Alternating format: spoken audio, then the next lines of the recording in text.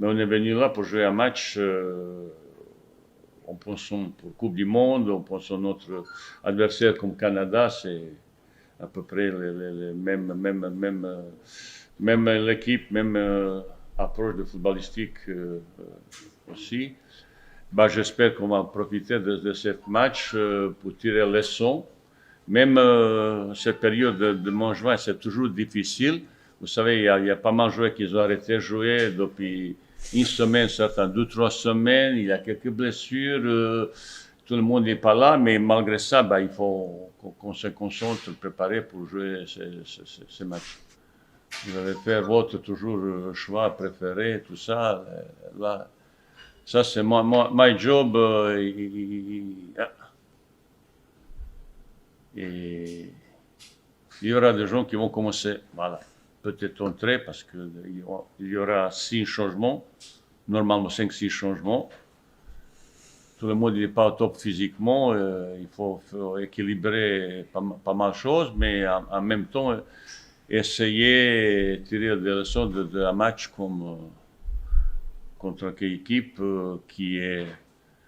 Je regardais plusieurs cassettes, c'est pas hasard qu'ils ont 15e dans le classement de FIFA. Ça veut dire largement devant nous, ça sera un match pour nous, un vrai test. Ce matin, on a une réunion, on a parlé, on a analysé le jeu individuellement, collectivement de l'équipe des États-Unis et après, on verra demain qu'est-ce qu'au ce moment de cette moment, qu'est-ce que l'équipe est capable. C'est vrai, ça ne sera pas maximum, mais je sais, il y a toujours motivant quand ils pensent Coupe du Monde, quand ils pensent équipe comme les États-Unis, c'est toujours une inspiration supplémentaire pour se montrer. Mais ces difficultés, bien sûr, il y a une grosse difficulté parce que pour la première fois, aucune équipe nationale, il n'y a pas le temps pour se préparer. Tu termines une semaine avant, une semaine après, ça commence Coupe du Monde. Mais c'est pour tout le monde, c'est la même chose. Pour ça, aujourd'hui, j'ai parlé un petit peu. Dans quelques prochains jours, on a une réunion pour expliquer les choses. C'est eux, c'est leur aventure sportive humaine. Il faut se préparer mieux possible, pour surtout être physiquement au top pour le début. Pour le 23 novembre à 13h, on joue match contre la vice-champion du monde. Et le garçon qui ne joue pas beaucoup, qui trouve la possibilité pour jouer ou se transférer pour jouer parce que le jeu est plus compétitif, bah, je prends dans ce groupe. Après, il y a quelques blessures un petit peu qui peut un petit peu le gêner. Il y a 3 joueurs en ce moment qui s'est fait opérer. Ils s'est fait opérer, tout ça, il y a beaucoup d'incertitudes et on doit passer pas mal de messages individuels. Vraiment, je vais voyager, voir un petit peu les choses sur place pour donner la liste définitive. Ça ne sera pas facile, mais je vais demander aux joueurs qui sont plus compétitifs, qui seront dans cette liste on dit, sacrée pour la Coupe du Monde.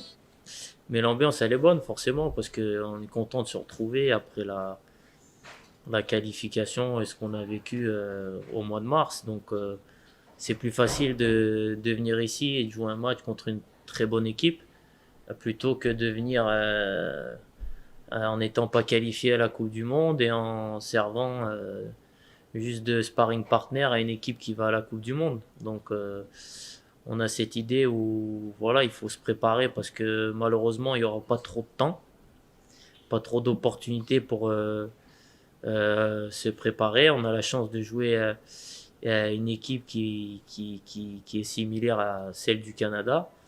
Donc, c'est une opportunité qu'il faut prendre. Et ça va être important de bien se préparer, de faire un bon match demain et surtout, voilà, tout le monde soit concerné parce que on a la chance d'avoir 6 remplacements. C'est un match de fin de saison, donc on va avoir besoin de tout le monde. L'équipe qui a beaucoup progressé au terme des années. Ils ont des joueurs de qualité. Je parlais de Christian Pulisic qui joue à Chelsea. Ils ont Winston McKennie aussi qui joue à la Juve. Ils ont beaucoup de joueurs qui jouent en Europe maintenant. Donc voilà, on les a étudiés ce matin à la vidéo. On a vu que c'est une équipe qui peut être très très dangereuse parce qu'ils ont beaucoup de qualités individuelles justement, beaucoup de vitesse dans leur jeu.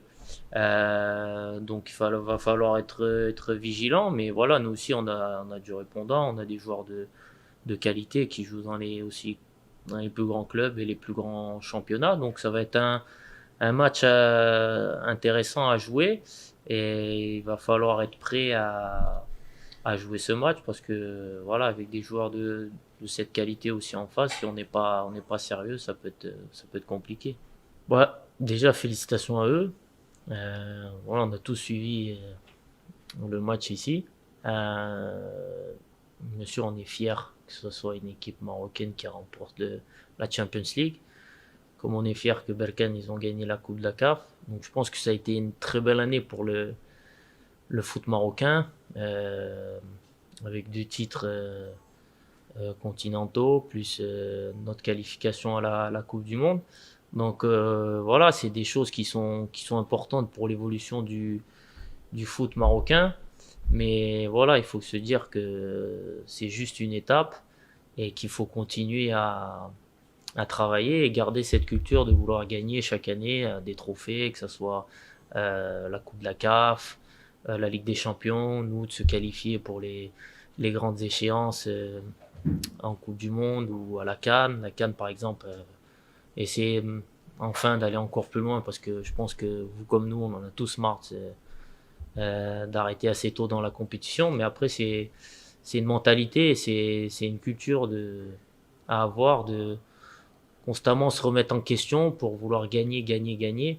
Et c'est en pensant comme ça que toutes les équipes, que ce soit l'équipe nationale ou les clubs, vont continuer à progresser et, et vont devenir de très très très bonnes équipes, sachant que là, ce sont quand même, parler du Wydad, une très grande équipe en Afrique, mais que voilà, que ce ne soit pas seulement tout le temps les mêmes équipes et qu'il y ait plus de concurrence et que le football marocain fasse vraiment peur en Afrique.